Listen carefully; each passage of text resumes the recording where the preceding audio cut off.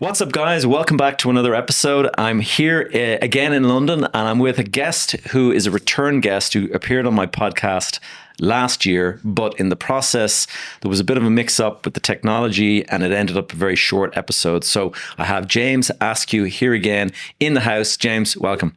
Thank you very much. Great to have you here. Great to have an in-person, face-to-face. When we last spoke, you were... I just recap the audience. Yeah. You started out in the trades, you were a plumber, you got into kitchen installing, and now you've made the leap into developing your own properties and things like that. I think a lot of people, especially the guys that I'm coaching, are very interested in how you made that leap. So we're going to get into that today, but why don't you just give us a quick recap where you're at in terms of your business? Yeah, okay. So we started full-time property development. We'd done stuff before. We started full-time 2022. So 3 years in. 3 years in, we bought a refurb and a little new build site within that sort of first 12 months. Fast forward 3 years, we've got 28 units coming to the end with another 35 to go on to next year. So we've scaled. Scaling nicely, yeah. Scaling nicely, and a friend of mine said to me the other day, that development's gone quick, the one you just finished. Not for me. Yeah. But like, when you're living in it every day, like it's a different thing. But yeah, we've scaled significantly, and just now reviewing bottlenecks and how we can maintain more sustainability in pipeline, more control, and maintain more just consistency within a team rather than one site finishing, there being a 3-month gap before your next bit of kit starts, because that's a problem. Yeah, it's the conveyor belt and having to let people go. Or we've gone through that ourselves, where you've got a great team and you're like, I can't keep you on the books like for the next 6 months while I'm waiting for the next job to start. Yeah. So next minute they get pulled onto another job, and that's it. You've lost a good guy, you know. Yeah. Or they see that there isn't anything imminent too, right? Which is an issue. So we're heavily for the last 6 months really been focusing on options where we would just have more control of our timelines and when we can trigger those timelines. So the main focus at the moment is letters out, direct to vendor. We're doing about 1,000 letters a month. That's new target, retarget. We've got 2 guys who work consistently for us in pumping the letters. So this is letters that you send to landowners? Or what is yes. it? Okay. And so it's like, are you interested in selling your site or? Yeah, but when we first started doing it, the guy was saying it's a carefully crafted letter, right? And I was thinking, it's a letter. Yeah. But now I understand, because do you download the title? Do you get their name? Do you address it to them? What colour envelope do you put it in? Do I sign it off? Do they sign it off? Does it have our logo? There's quite a lot that goes into that. But ultimately, volume negates everything. And the brand now within the area that we're concentrating in is helping, because you can go online, you can go on Rightmove, there's kit moving around. And you can go on and say, oh, it's a genuine company, they're building up at the road and whatever. So they know it's a serious there's credibility there, isn't it? Like when you start a business, the hardest thing is your first couple of sales, right? Because you're ultimately, you are waffling to someone. Yeah. Like, give us a job, this is how great we are. You believe in yourself, but the first one is the hardest one to get the wheels turning. So just based on the credibility that we've got, just building momentum on that at a steady pace, controllable, and reverting back to the options is the only way that I can see that you can have a steady cash flow in and out and maintain team, is the option agreements. Because otherwise, stopping, it's not healthy, and you never quite know when your equity is going to be back in the bank. Yeah, well. That's the other. It's funny because I have a client who's doing multiple sites at the same time, and that is, he's gotten to the point now where there's projects overlapping, so he has teams in different locations building at the same time. And obviously, if you get to the scale that you can do that, are you doing that, or are you finishing a job and then trying to make that gap between the end and the start as small as possible, or are you overlapping them? So we've got 3 sites all live at the moment. We had we had all the construction process live. We've now got one which is final snags and people moving in. So that little overlap bit that is tedious, right? Very but tedious. Still requires concentration, hampers, cards, aftercare. I underestimated that bit. It's a lot. There is a lot, and it's very reputational. If you drop the ball on that, it's funny you say that, because I moved into one of our developments, and my wife, I didn't want to go on the WhatsApp group because I kind of thought they'll see the name and they'll realize that this is the developer, like, who's actually in the group here. So she put her name on the group, and it's like, but she's sort of saying, here, have a look at what they're saying. I'm like, oh, was it good? Better get that sorted. No, it wasn't good. Like, it's like little niggly things. Like, nobody's saying these developers are amazing. It's like, look at what they did, and look what they forgot to do, and stuff like that. So whenever I see it, obviously we try to get it sorted. But those little things, like, they create the friction that can turn what would be a happy purchaser into somebody that's got just a gripe, Yeah. And when you're building estates, the conversations in the morning, which then, does your pop up in your ensuite work? I didn't even thought about that. And now, 11 people are checking their pop-ups, right? So you've got to be on top of everything. It's a hard business. Yeah. There's many businesses within the business: land, planning, construction, the aftercare, the pre-construction, the commercials. Like, there's a hell of a lot of elements that you need to get right. Yeah, you are what is it? Somebody said to me that you have to be a jack of all trades, essentially, because you don't have the luxury of specializing in one area. You have to be a jack of all trades on all of this, whereas somebody else can sort of say, no, my job is just this specific thing. You have to be a little bit of everything, so that you can kind of move all the, it's like spinning plates effectively, isn't it? It's like, okay, aftercare, spin that plate. Oh, wait, we got to go and get the planning over here.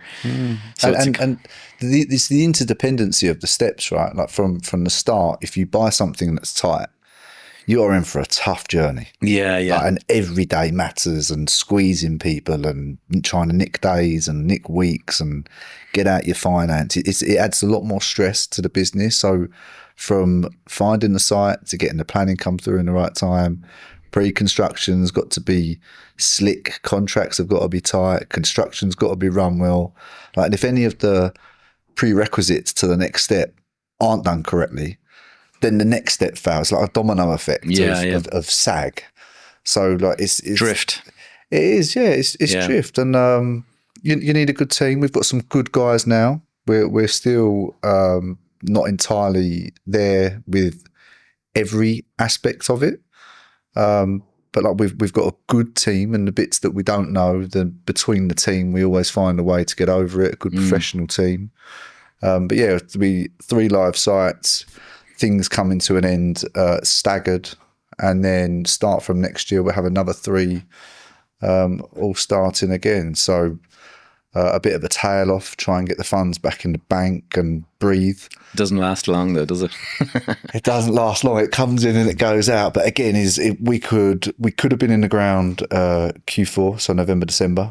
But then what's the point? Yeah, because you'll be closed down then for 2 weeks. 3 weeks, you've got 2 weeks either side of Christmas plus Christmas, so you've got a month of finance you're paying. So, but it'll come back sort of end of Jan. It's funny. I don't think people, like, there's this perception that if you're a property developer, you're like loaded and everything is easy. And I don't think people realize, and there's a huge pushback in, if you look at social media and if you look at the media in general, they all think that the developers are greedy and that we, take advantage of these poor people that are looking to buy homes and stuff.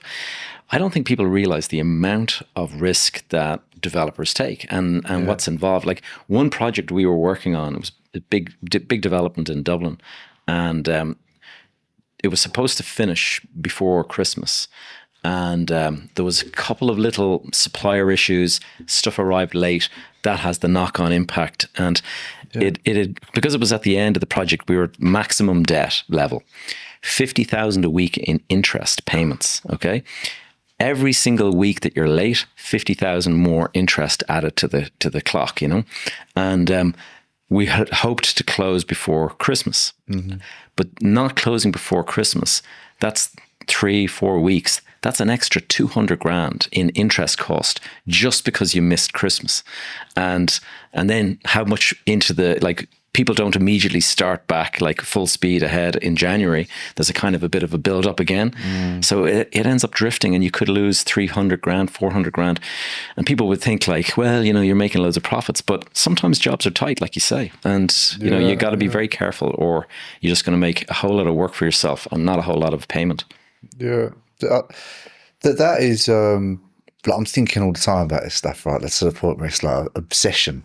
And whenever we look at a site, we look at sort of 21 months as from the minute we start the financing, the construction program, and then the sales and exit on the back end. The misconception with that is some people say, well, they're under offer. Under offer doesn't mean money in the bank. Yeah. Like, you could still have a 6-month program until the money lands. So we work on 21 months, and at present we're in and out of our sites within 15. Okay. But I mean, that is, you have to be on everything. Yeah. The solicitors driving it, and it takes a while to get the back end team. In terms of the planning process, you're buying sites and you're getting planning. You're not buying with planning. We buy sites, but we don't really have, this is what we do. Okay, so just take the opportunity as it comes. If it's people or sites. So there's some land agents who we've got strong relationships with. If something comes in and it's consented and we can find a twist, or we can find some V within the construction, or we believe we can build them faster, or it may just be a 15% margin deal, but hey, we know that they're going to sell. Like, it's just an easy bread and butter deal. Let's just do 5 houses in the field in a strong location. Why not? But then you'd also have your long-term gain, which is your planning stuff. And also we look at consented kit and then go back in for a Section 73. And I like that just because of the speed that you can... For people that don't know what Section 73 is, quick explainer. Section 73 is like a word that we use to make ourselves look super intelligent. No, so Section 73 would be, if you're going back, if you're... It's essentially material amendments to a scheme.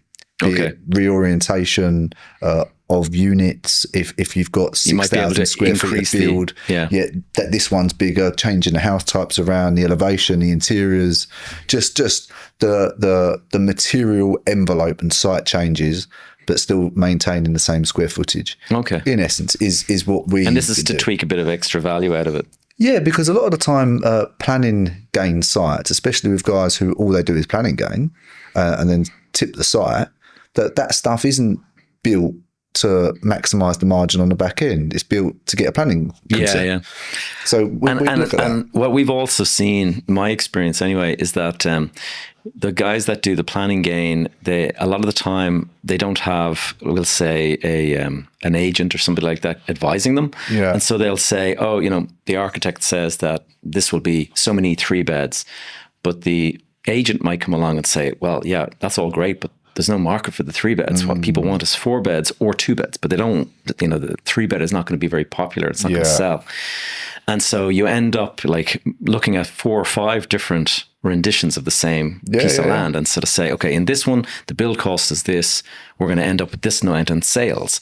But in this one, the sales completely outweigh the build cost. And so we're going to make more profits. That's the one that we're going to go for. Yeah, and it's design as well, isn't it? So the scheme that we, the most recent Section 73 we done, it was essentially 8 bungalows, very nice setting in Kent, back of a farm, gated development, 5 minutes walk to the local train station, like a no-brainer. Yeah. Bungalows we like as well. Rare as rocking horse stuff, right? Yeah, so, I mean, a bungalow, we're not allowed to build them in Ireland anymore, pretty much. Really? Because the densities are just not there. And yet, speaking about my own mom here, my mom lives in the house that I grew up in, and it's a 2-story. And she's sort of saying like her hips now because of her age and stuff like that. She doesn't want to climb a stairs every day. So we've been looking to buy a bungalow, and the only way we could get one was to buy a 1980s and then refurbish it. But they're just not building bungalows. It's just not done. Is it they're not allowed to, or it's just not the done thing because of capital that values? you can't achieve the densities required if you're building bungalows. So, we bought a site there about an acre, and I think it was 54 units per acre is the requirement. And so it has to be multiple floors of, either duplexes or apartments. You're just not going to build houses because you're just not going to get the density required. And it's down to location. Obviously, if it's on a train line or something like that, then the density is going to be a lot more. Yeah. So this was a greenbelt site that, but bungalows for us, we like bungalows. Simple. They're simple. You get a higher pound per square foot on the sales value. There's always a market if it's in the right location, obviously. Yeah. But in the village that it was in, it was like an absolute no-brainer. Went back in for Section 73 and just made some design enhancements to the building. So nice glass gable rears, changed it from traditional to timber frame, in and out a bit faster and all that stuff. So anywhere you can nick a week or drive some value in there, that's what we do. But no blanket rule on this is exactly what we do. It's relationships or direct to vendor, and then whatever comes off the back of those. Opportunistic. Yeah, really. And sometimes it's something's fallen out of bed. Who's next in line? We're there and we put an offer in 4 months ago, and sometimes it circles back, and it takes a while to do that. Yeah, that's great. Well, that's where your credibility as well and your reputation matters, because people are like, oh, yeah, this one's fallen out of bed. Who else have we got? Oh, look, these guys, they'll perform. Yeah. And it is a waiting game, isn't it? Because good deals, like anyone could do a bad deal. You can knock on anyone's house and offer them too much money and they're going to sell it just tomorrow. Like, just because you're doing more deals doesn't mean they're good deals. So to get someone to the point when you offer, then they're always going to circulate it. There's always going to be someone offers them another 10, 20%. They realise that it's waffle. The banks won't back it. 6 months later, they come full circle. So it's a game of consistency and holding your nerve and being disciplined with your numbers, not just look what we're doing. Because I have a question for you, James. It's funny because you used the term, and I was speaking at something yesterday, and so one of the guys that I was speaking with afterwards was using the term no-brainer as well. And myself and a business partner, we did a deal years ago that we both said was a no-brainer, and it turned into this absolute nightmare that took 9 years to exit from. Really? And it was a disaster. Like, we lost our Only shirts. 9 years. 9 years. Only 9 years. And we bought it for 500, and we ended up selling it for 136. Okay, and like in an auction. So it was a total disaster. And if my friend is listening now, he'll know we said to each other, if you ever use the term no-brainer again, you're allowed to be hit on the head. Right? Yeah. And I'm just wondering, have you ever experienced where you think a no-brainer is a no-brainer and suddenly it comes back to bite you? Have we ever experienced no-brainer? No, but just because you're too young. You're not in the game long enough. Not in the game long, and entirely paranoid. Entirely paranoid. That's good. Yeah. I'll be last night asking someone, send me the appraisals on that sheet. I woke up this morning and said, well, put the build cost in at this, hire the contingency, give me a 5% drop on. And in the end, my land guy is now saying that you're driving me mad. Yeah. We agreed that yesterday, but you're always playing with the variables, right? And 5% drop on GDV and 10% up on build costs.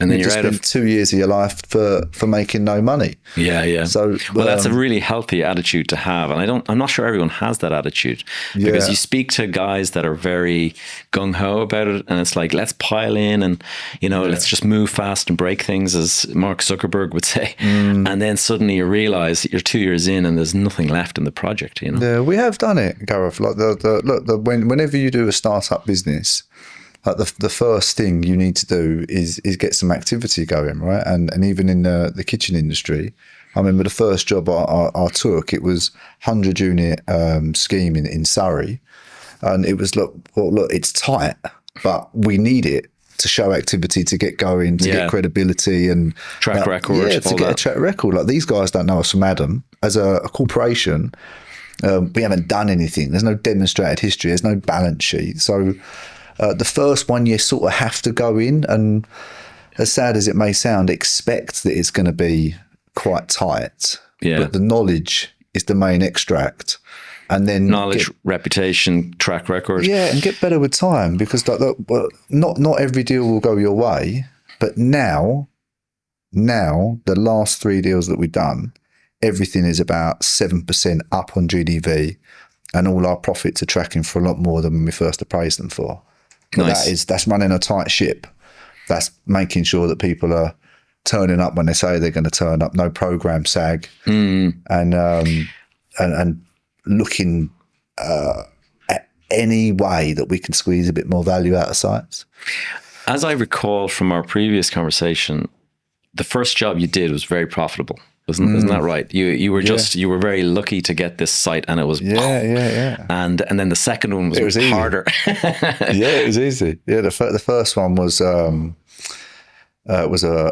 bungalow, literally 3-4 minutes from my house. So handy. Nice, easy commute. In COVID, it got us out of the house, and it was very social and all that stuff.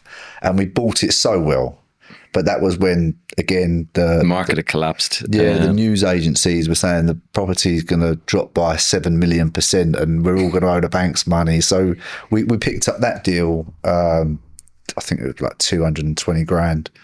Spent 3 on it, sold it for 1.1. Wow. Okay. Big, huge uplift. Huge uplift, right? And I was thinking, and you're like, bloody hell, why didn't I do this years ago? Why did I do this years? All I need to do is 10 of these a year, and I'm brilliant, right? So, but then I realised there's not 10 of them a year. You can't find them. They're very hard to find. Yeah. Every deal isn't the same. And, but that's business, right? Like if you look at any contracting business, you'll have some projects where you made a little bit more than you thought.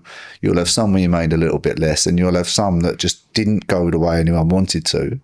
And that's life. But you look at things over a blended average, and I think that's what you've got to do in property. Not look at things on a individual basis. Yeah. And even with the economy, right? You could do everything right, but the economy falls to shit. Excuse me. But, you know, so it's if you look at over a 10-year period, we're going to have 3 years where it's not going to be great, 7 years where it's going to be a balanced market and maybe a slight uplift in our anticipated profit, and just have that mindset that nothing's great all the time. There isn't an industry like it. So more time in the game, consistency, develop a team, and just make it habitual that this is what we're doing. These are the consistent things that we are doing to aid that process, and just try and turn your mind off to the rest of the noise. Yeah, signal versus noise. Yeah, and you'll get there, right? So look, the economy for the last couple of years hasn't been great. Where do you see it going?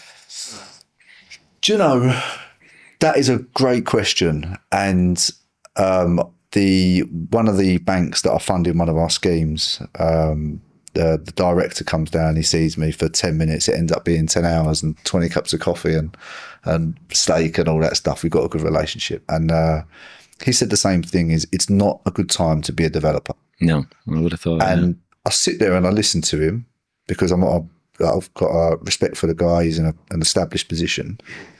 And then when I really think about that, it's like, well, but it is for me. You're making it work. We're making it work, right? So we're making it work. We couldn't have grown in the way that we did if the market was great, because the stuff that we bought, there wouldn't have been for sale. Someone else would have built it out or paid too much money. So for us, like, we're enjoying it, but it's easy to turn your mind negative. We're selling out all off plan, so getting rid of senior debt by month 15, which is great when we allow 21 months. So every single one of those months is another 40 grand back in our pockets. But it's not without being hyper-focused and being on top of everything. And that's just the industry that we're in, right? You're spinning a lot of plates. There's a lot of different disciplines. You're talking about bringing 150 people in to build a site out. There's going to be issues, but just constant management and focus. And yeah, like it's working for us. But I wouldn't have want to have the kit that we presently are building out in 2022, 2023 markets. So for us, timing has served us well because we drilled a little borehole, got used to it. 2023, bought hard when it was hyper negative. So for us, it's paying off, but a lot of hard work. But it's still a bit negative in the market at the moment, isn't it? The noise is negative. Our sales traction is not. That's interesting because I was looking at, I think it was Sky or one of those news programs, and they were talking about the 30-year Treasury bond yield is currently higher now than it was when the Liz Truss moment, when everyone was like, "Oh my God, what's happening to interest?" It's actually now higher. Yeah, and so that means that the government refinancing its debt is going to be more expensive, which is going to mean that it has to increase taxes. And so obviously they're going to start targeting businesses that are here. And it just means that the overall economic outlook is kind of a bit more down than it would have been. And still, if you can perform in that kind of environment, then when things eventually do change, hopefully you'll be there and you'll be actually able to ride the wave when it does eventually come. Yeah. I've never had an easy life. And you don't expect it. Yeah, I've never had an easy life. It wasn't easy when we were growing up. We never grew up with everything we wanted. Everything's been a fight to get it, and you just end up becoming resilient. And that's strong. It. Like I don't know easy. So for us, it's hard but great, because this is where most people wouldn't even want to know. Like, you've got to go personal guarantee. Name another industry where every project you do, you say to the banks, "Here's a personal guarantee. Control of the house." Yeah. You know, and then you go and walk yourself into 10 million quid's worth of debt every single year. You're managing 150 people across every single site. So it's juggling. It isn't meant to be easy. Yeah. And if it was, everyone would do it. And that's for sure. And that's just the way it is. Like, get used to hard. Tell me this, James, in terms of just mentioning personal guarantees there, like, how do you protect yourself from some sort of an event? Because you never see them coming. Mm-hmm. And I think we mentioned before we started rolling that AI, I think, it's a great technology. It's going to change the world. But I take the view at the moment that there's an AI bubble forming, well formed by this stage. I heard there the other day that one of the co-founders of OpenAI, Ilya Sutskever, I think is his name, and he left OpenAI, started his own company, and it's less than a year old. It has no product, and it's valued at 30 billion. And when you hear those kind of numbers, so cheap. Yeah. When you hear those numbers, I suddenly kind of think back, it's 25 years since the dot-com crash. And I can remember some kind of, like, if you scroll through social media, like every second post is, you're not using ChatGPT the right way, and this is how you do it, and start the 30-day challenge, and all of this kind of stuff. There's just a hype bubble there. And I kind of feel like that there's a risk that's going to come to an end, an abrupt end. I still think OpenAI and ChatGPT and all those will be massive. But I think what you could find is that there's a sudden realization, oh shit, like, this is not going the way it's supposed to, and there'll be a crash. And the 2000 crash, like, everyone got burnt on that, but it did definitely have an impact on the property market. Because I can remember, like, I was in property, everyone else was buying .com shares, and suddenly there's a kind of a cooling of the market because the sentiment there, it's just not as much money sloshing around and stuff. So that being the case, those events can take place, nothing to do with property. You're watching property, something like this takes place. How do you protect yourself? Are you protecting yourself? For example, special purpose vehicles for each site individual rather than, so if one goes down, it doesn't take the whole portfolio with you. Yeah. So that for us is thought out and at the forefront. So capital values of all of our singular units would never exceed 625, 650 to make sure that they can always stress test to 25%. Right. So if anything ever happened, we can always refinance the whole site, pull out all of our equity, or have to leave a slice in there. But that's fine. We don't mind having a 7 million quid housing estate and it cost us 300 grand, right? It's not a bad day. No. Live to fight another day, wait till the market recovers and sell. So we've always got the refinance stress test. In terms of business structure, we would be structured from Topco, Aspinel Construction, and then all the singular SPVs. Okay, you've got that structure in place. They're all ring fenced. Very important, yeah. Very important, and the banks want that as well. So no cross contamination should one go wrong if you're working with NatWest or Barclays, not within the same vehicle. But that is one of the principal focuses. So, for instance, when we look at kit, it is we don't want anything that is over a certain value that we can't stress test. And if you start edging into 750, we'd look at it because look, hey, we can sell 3-4 units and then refinance the rest. But we're being offered quite a lot of stuff at the moment, which is 1.2 million, 1.4 million in volume, like 6, 8, 12 units. I wouldn't go near it. Yeah, too difficult to offload. Too difficult. And if you buy well when you're working on the right margins, look, if the market does go the way we don't want it to go, then hey, look, we only walked out and we made 10%. But just the right thing in the right place and bought well and stress tests. Like you're not in a bad position if you're walking into some of that kit at sort of 25-30% and hey, you only made 10, but you can't win on them all.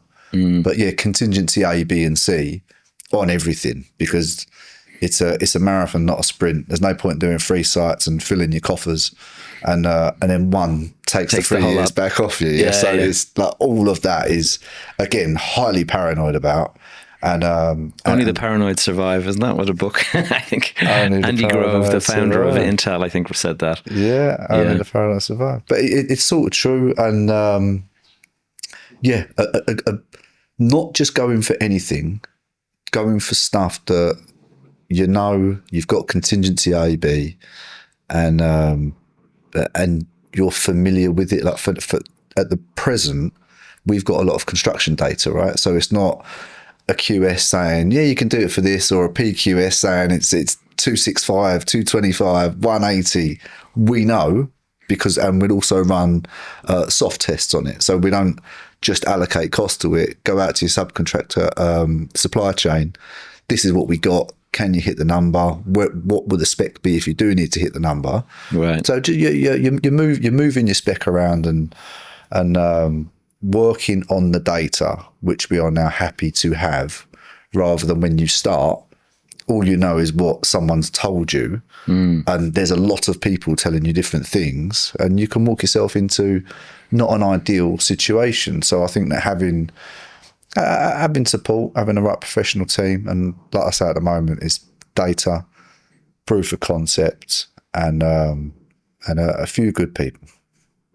Speaking of data, we were talking off camera before about the way you use AI and stuff, and you were talking about how it's a lonely game. Yeah. How are you using AI these days?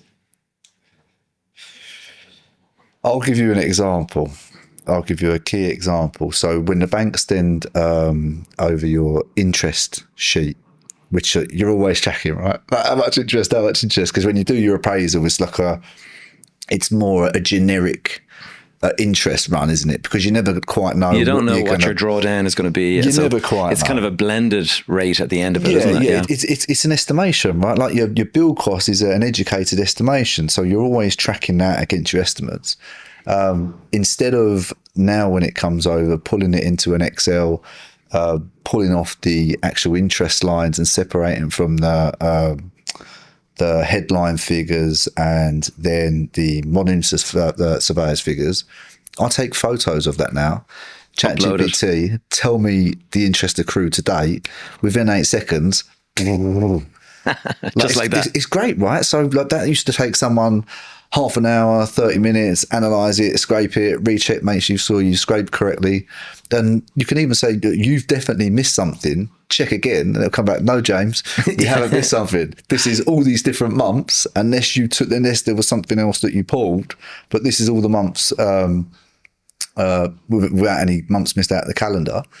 So yeah, always using it like that, and I use it a lot just for a sounding board.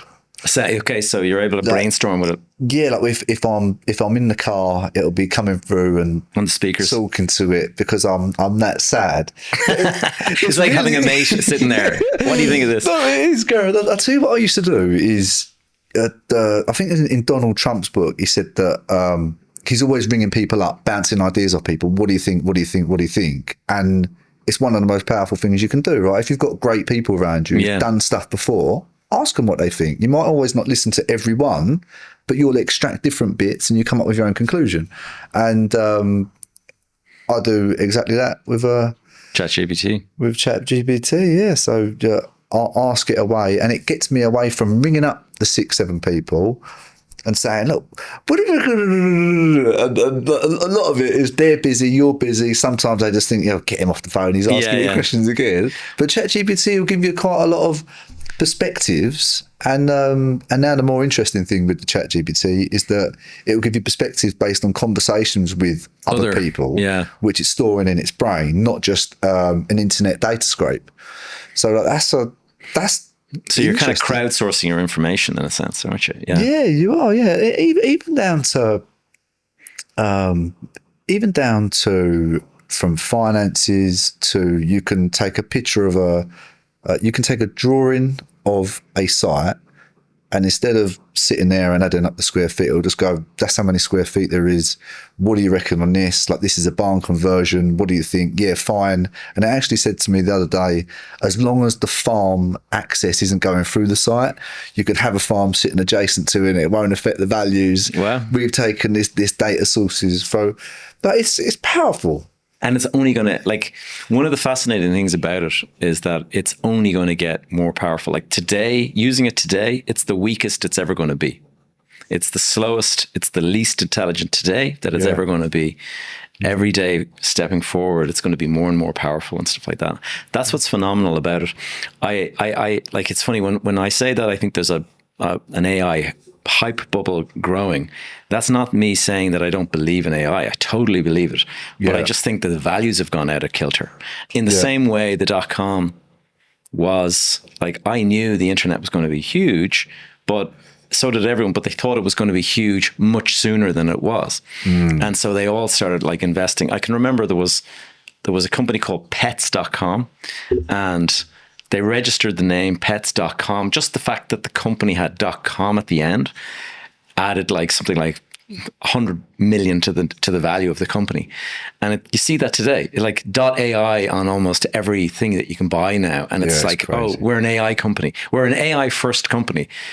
Can I have 30 million, please? You know what I mean? It's like the same business, exactly the same. Just the fact that you're talking about AI seems to add this hype. And I think that's going to run out. But I totally believe I use it all the time. I'm using it like for everything. And I'm trying to...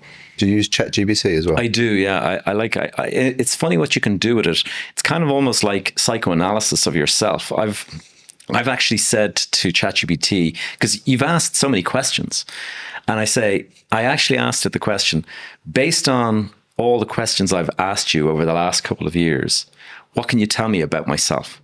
And it came back with this incredible thing. Like, it was able to say, you are blah, blah, blah, blah, blah. And then and I was just like reading this going, what? Like, it knows that about me. Like, it was like reading your innermost thoughts. And I was like, because it's able to parse and figure out like what you're interested in based on all the questions.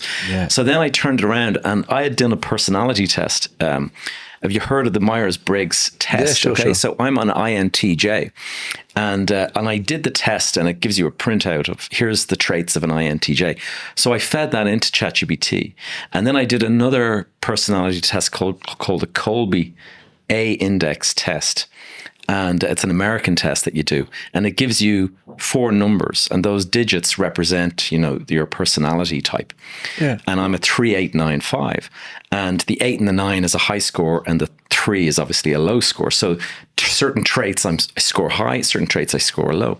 Fed that in, and I said, based on the 2 things I've given you, what are my strengths and weaknesses? Boom! It's like, whoa!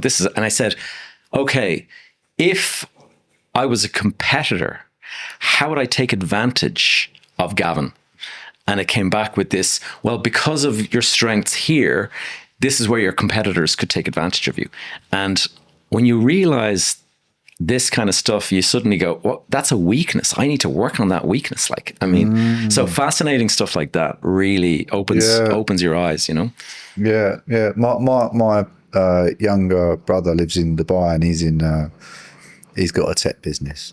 And he was the one that... Everyone's going to Dubai these days. He's been out there 14 years. So 14? Wow, that's a long He'd have gone out stint. as a junior, really, and in construction and worked his way through. But but he was the one who got me onto ChatGPT, because he was like, do you ring people and say... And I was like, yeah. But like, why'd you ask me that? And he said, well, that's what I'll do. Like, I'll ring, say, Dad, or I'll ring you, or I'll ring a couple of friends and say, like, what do you reckon? What do you reckon? It gets rid of all that. Ask ChatGPT and then challenge it and say, is this the right move if I want this outcome? Is it the right move? Is it fair? And it's crazy. Sometimes I feel like my wife's hacked it. Find out. What's he asking? yeah. It tells me things that are not always positive to me. I think she's hacked that. But yeah, it's powerful. It's helpful. Saves you time. Gives you a perspective, removes 10 phone calls. You can analyze sites. You can ask it pound per square foot values. And it's quite accurate. Yeah, Scary. as long as you're aware of hallucinations. But I think the new model, apparently they've removed that. There's a thing called hallucinations where it imagines the answer is such and such, and it gives it to you in a very like, here's the answer that you want. And sometimes it's so confident the way it gives you the answer that you don't realize that this is complete fabrication out of thin air.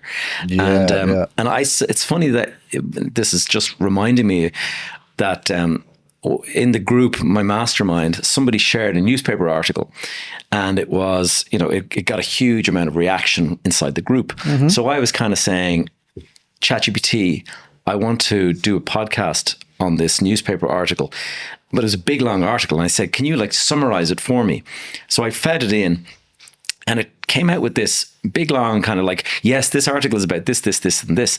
And I was looking at it going, it is? Like, nobody mentioned that in the group. Like, so I actually read it myself. Nothing to do with it whatsoever.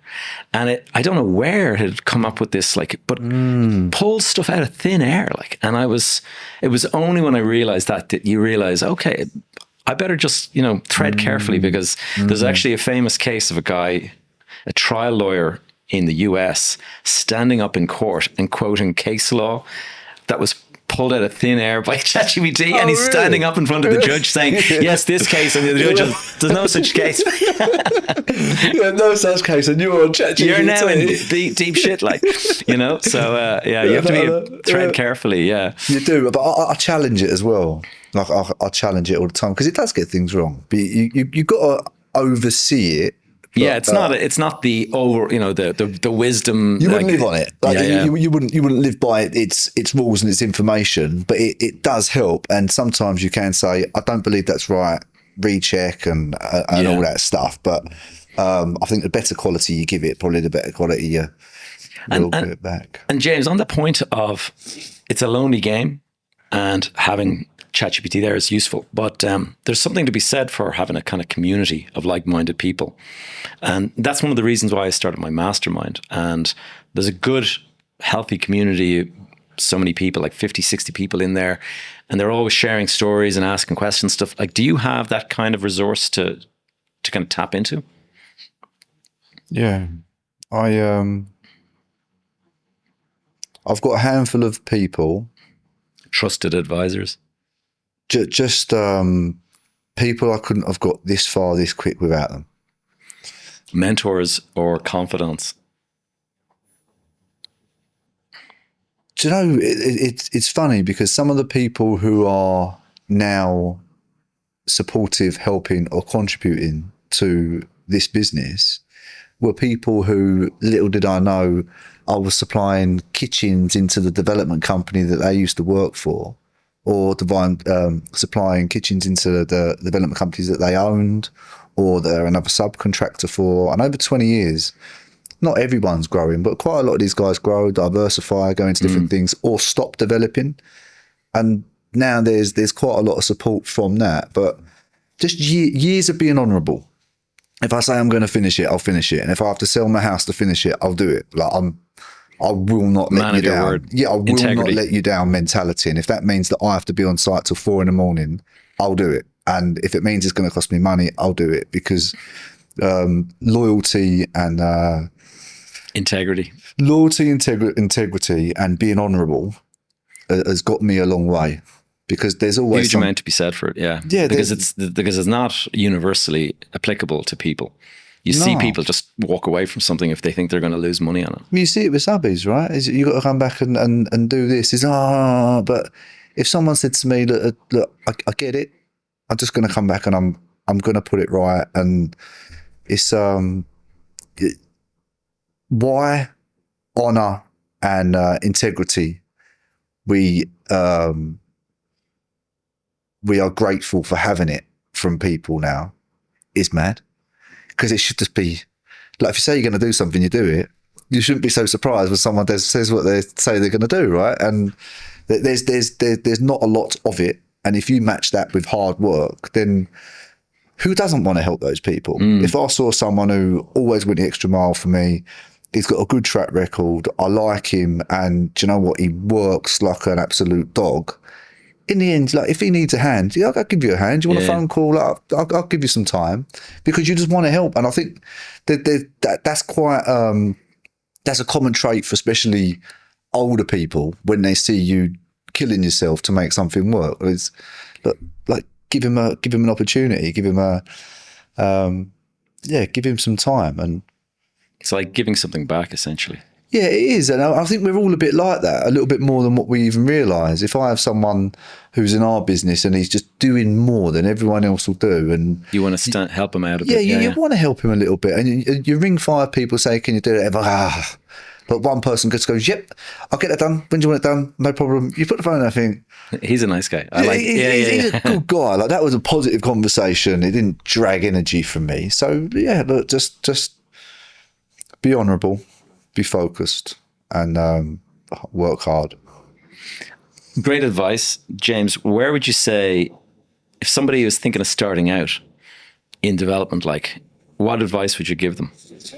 Because it isn't an easy game. And actually, part of this question as well is, and it's funny, I spoke about it last night with some of the guys that I was with. The development business is very lumpy. You go through months, maybe 18 months, 21 months without anything. Yeah. And then you get a big sum of money bang into the bank account. Yeah. And then it's quickly gone again. And then you're waiting. How important is it to have some sort of business that's bringing in regular income, just to allow you to kind of sustain those lumpy periods when there's a bit of a drought? My life would be, my mind would be a lot more peaceful if there was also a cash flowing engine sitting somewhere. It just would, right? It's not there at the moment, though. In terms of the way that we're trying to, or the way that I've tried to structure the business, it's there in the sense of every single year we'll do a JCT. So every single year we'll build a developer's site out. So every 30 days we're getting paid. Okay. So we've always got one of them every year, which brings in, say, cover your ex's stuff. Everyone's breathing, everyone's eating, and it doesn't mean that if those sites don't go well, you actually, not only have you lost your overheads, but you never made any money too. So it just covering your exes.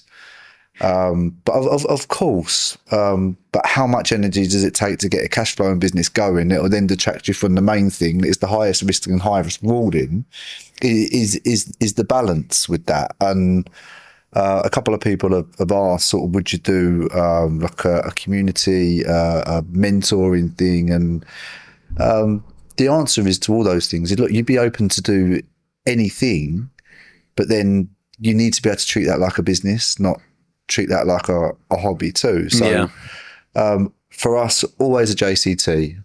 And by the time we get to the back end of this year and sell the 24 units that we're building, we'll be in a healthy position.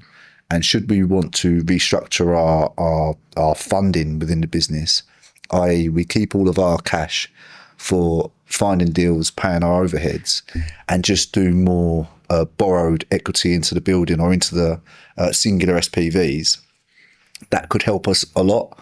But it all depends how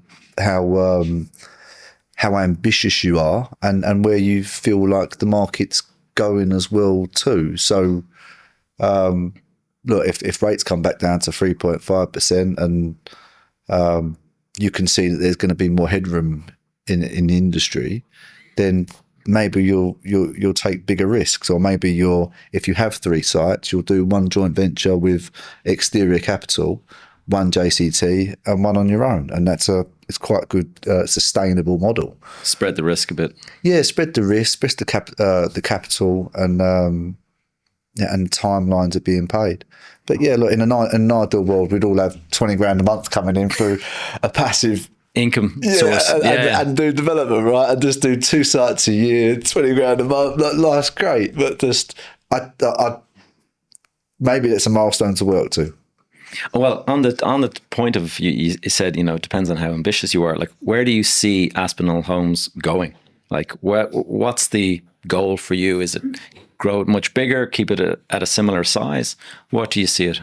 Yeah, well, very specifically, we want to be the biggest boutique developer within our area, the Southeast. So we don't want to do 25, 30, 50 unit sites, because I think that's a different business.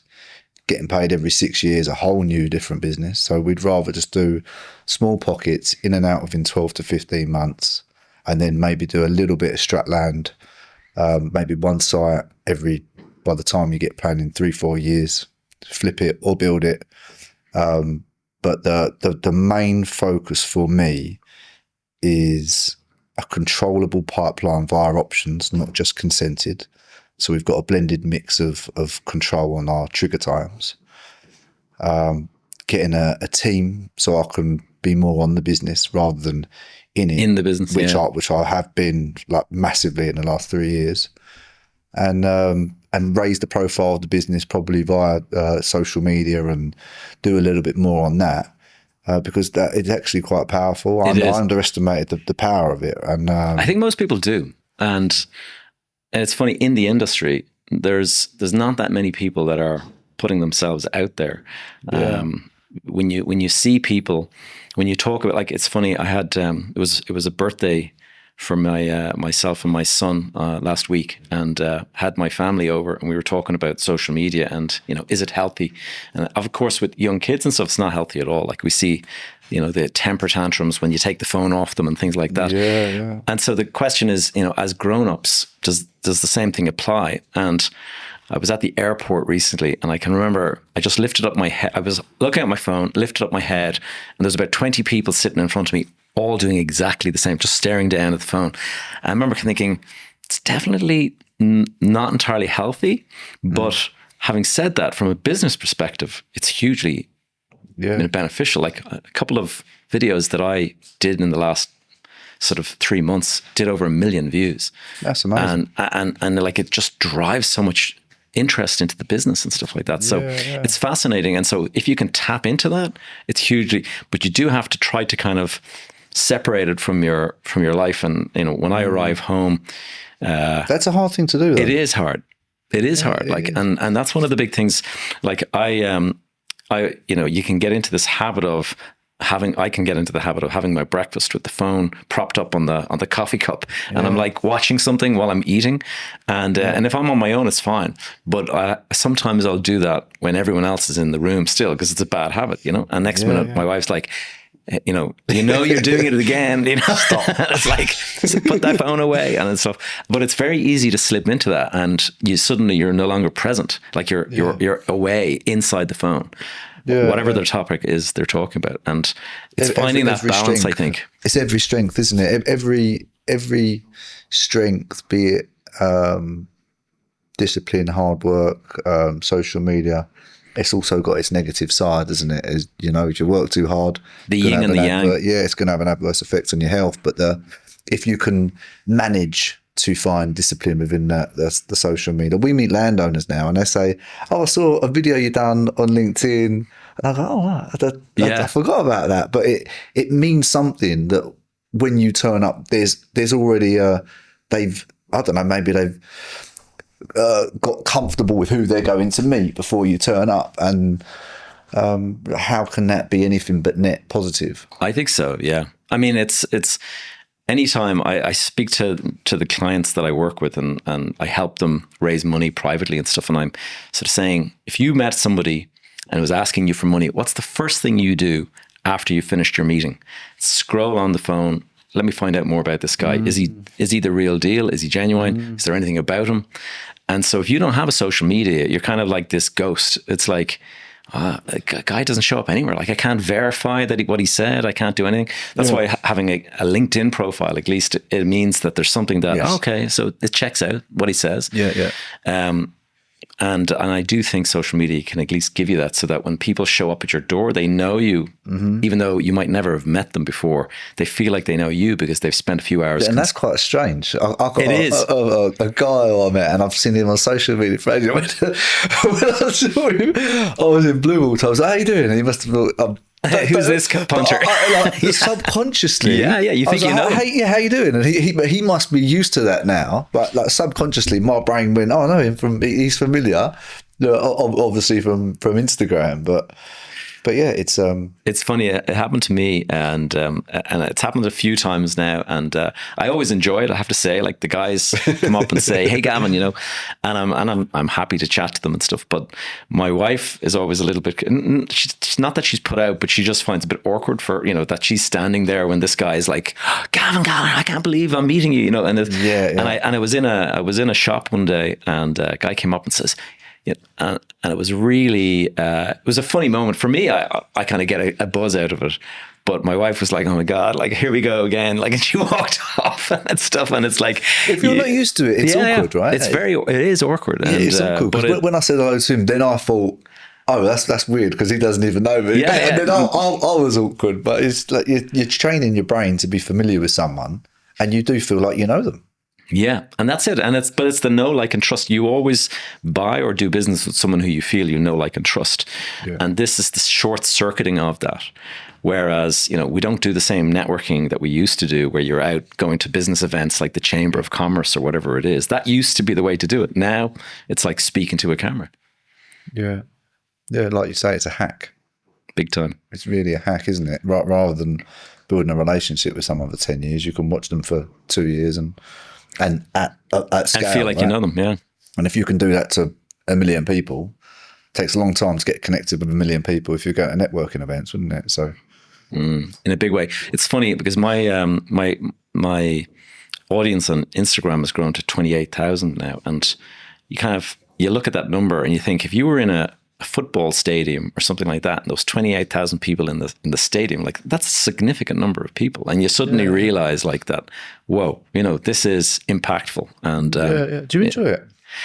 I do, I have to say. It's funny. It's I've been doing it for so long now. It's no longer something that makes me, you know, nervous or anything like that. Whereas when you start out, I think everyone suffers from imposter syndrome, where it's kind of like, why would anyone want to hear my opinion? You know what I mean?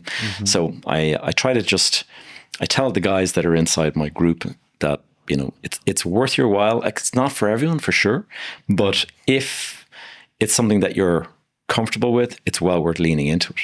Yeah. But if you're a very nervous person, or if you're shy or anything like that, if you're an introvert, then, you know, maybe it's not for you. But it's a big hack for your business, I think. Yeah, it's a big hack for sure. And you can see that. But you can see how people started 3 years ago, and there's some YouTube people who hit the wave at the right time. Yeah. My kids are all mad keen for me to get a silver play button. They're all like, Dad, have you got a silver play button? I'm like, nowhere near, like, you know, but they're all like, you know, animated by that. Yeah. Like, they know what the value of a silver play button is. And I'm like, what? And it will only grow, right? All of this will only grow. In 5 years' time, it'll be more. The kids growing up now are not going to become less involved with social media. Well, if you look at if we look at our own habits, like, how much time do you spend watching terrestrial television these days compared to Netflix, YouTube, something like that? I mean, it's only going to get more and more. YouTube is actually 20 years old now as a technology. Yeah. It's kind of crazy to think that, like, when but it's powerful. Yeah, super powerful. It's really powerful when, like, you've got companies, people like Piers Morgan. He's got more people watching him, I think subscribers they call it, more subscribers on night than were watching him on GMTV or that's crazy traction. And it's I feel like it's a more genuine, authentic, honest place to get information from. I don't know if that's I guess it depends. You've got to parse there's a lot of bullshitters out there as well. And one of the things that I try to push back, I try to be as transparent and authentic as possible, because that's why when I share the stories about, the losses and stuff, I think people believe you more when you share that stuff. Whereas there's a lot of people out there who it's kind of like fake it till you make it. So they're only sharing all of the stuff, all the wins. And it's like, look at me, look at the car I'm driving, look at the new watch that I just bought. And it's all flexing because they think that establishes credibility. Whereas the only thing that establishes credibility is authenticity. And it's like, no, that deal was an absolute like disaster. I lost all my equity on that deal and stuff. And then people are like, okay, wow, like I believe this guy because he's actually telling that kind of stuff. Yeah. The more you're in business, the more you realise is that like the failure is part of success. Yeah, like, you win or you learn.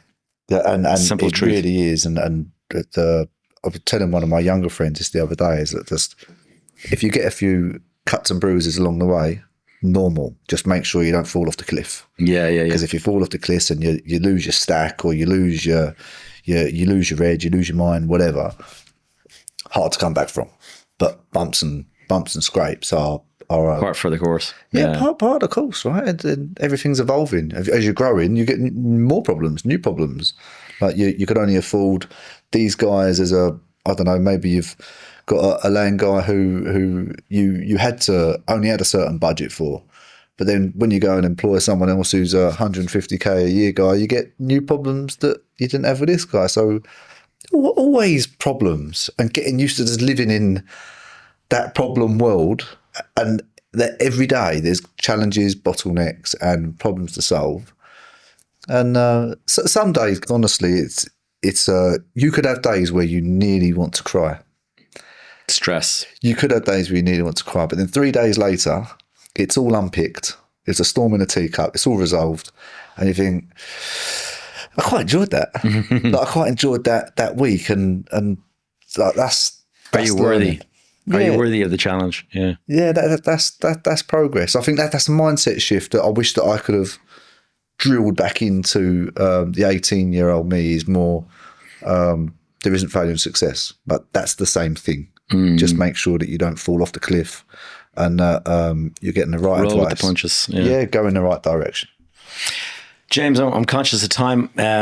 In terms of people finding out more about you, Aspinel Homes, things like that, where's the best place to connect? Yeah, so we're on Instagram, Aspinel Homes, and also James Askew. And on LinkedIn, Instagram, Facebook. Yeah. We're new to the social media thing, but yeah, we're across all platforms. Aspinel Homes and James Askew. Brilliant. All right, James, nice to see you. Good to have the second interview. I'll put up on the screen if you want to catch the first one. I can't remember which one it was, but it's a while back. We'll find it. But anyway, great to have you here, and thanks for coming up. Thank you very much.